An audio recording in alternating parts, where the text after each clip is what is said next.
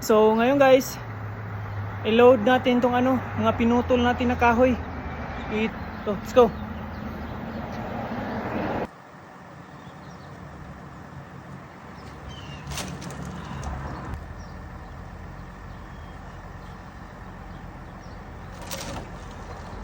So ito na guys, na-load na natin yung mga kahoy. Yan, dami niyan guys. Ito guys, ito yung gamit ko guys.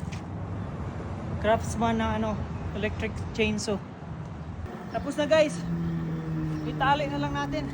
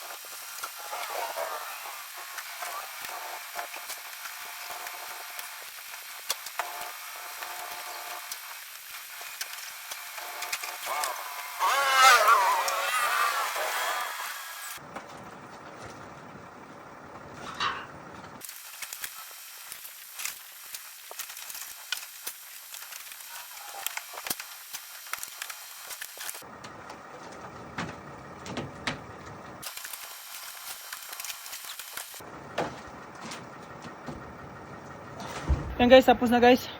Yung mga kahoy na dito guys, tinatapon lang guys. Bihira lang yung nag-iipon para gawing panggatong. Yan, dito tinatapon. Doon naman mga gulong.